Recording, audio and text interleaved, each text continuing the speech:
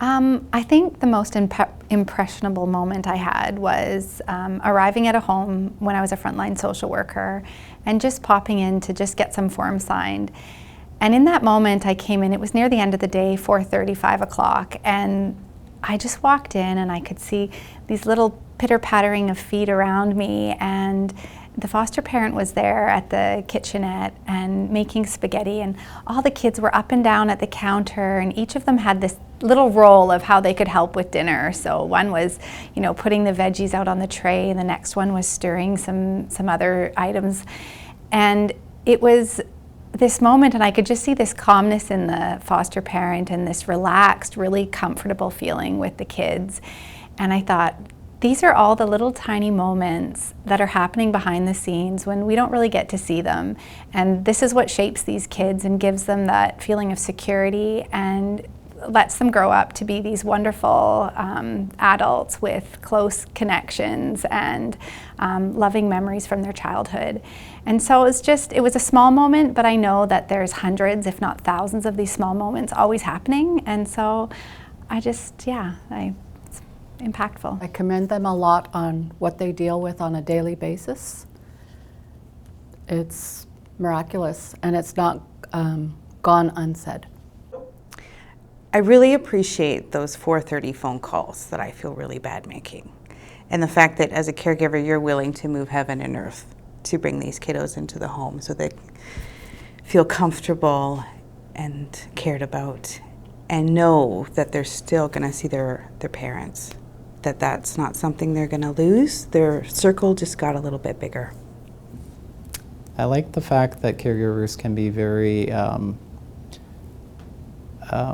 open to working with social workers, especially in situations where you have difficult family situations or difficult behavioral issues or difficult, different dynamics that happen. So what I like to look at specifically is caregivers that are willing to work together versus, the worker coming in and directing. It's nice to have a partnership where you're working together and developing a plan to best support families and kids.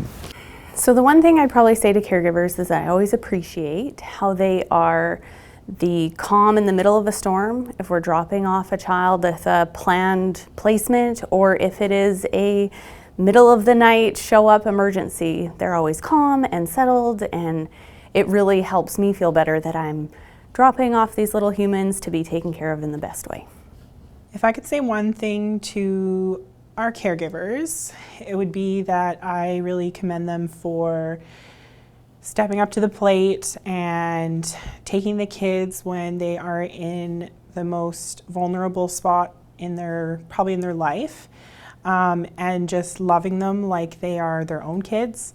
And when you see them come into the office or you go for a home visit and you see these kids who at one time were broken in their hearts and spirits, and you see them with a really big smile on their face, and they're showing you the toys that they got and their new shoes and their new clothes, and they're telling you about all these different sports or activities that they're in and just all the things that these caregivers have done for them. It's truly, truly amazing, and I just really want to say thank you for treating them like your own and for taking them in and being that person for them. I think they're totally awesome to take in a child or children and treat them as their own and to teach them of life skills, because it takes a lot to bring a child or children into their home and to be with them day and night and to teach them that they're cared for when they come into their home. I just wanted to encourage the caregivers, because I think that they have a hard job sometimes and they're raising some kids that aren't their own. And I've just seen today myself a baby that I saw a week ago, and what a difference that made for that baby in a week for being with a caregiver. A baby who had a bunch of struggles. And he looked like he was thriving. He could hear her voice. He was trying to raise his head to her. and he looked great and gained a bunch of weight, and I think that's a really great start. So I just want to encourage them because I've seen that a few times for sure.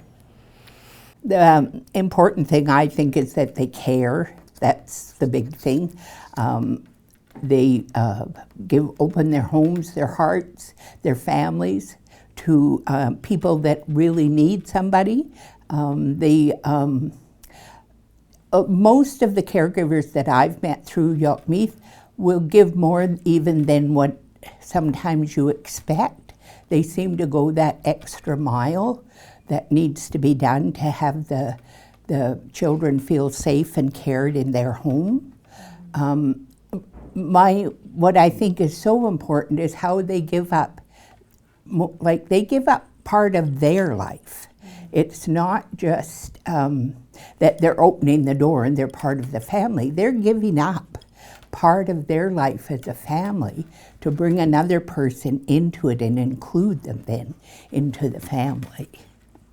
I just appreciate caregivers that are able and willing to open their homes and open their hearts to children who need a place to live. I put my hands up to caregivers that are able to take that on.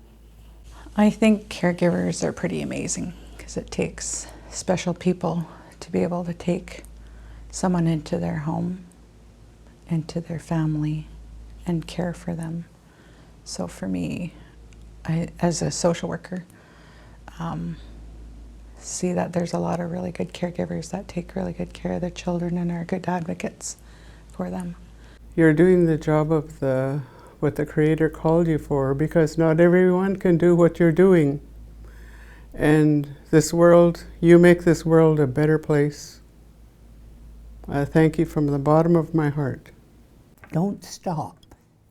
Please keep going. We need you so badly. On behalf of our Yockmeath family, we just want to say thank you. Thank you. Thank you so much. Thank you. Thank you. Thank you. Thank you. Thank you. Thank you. Thank you.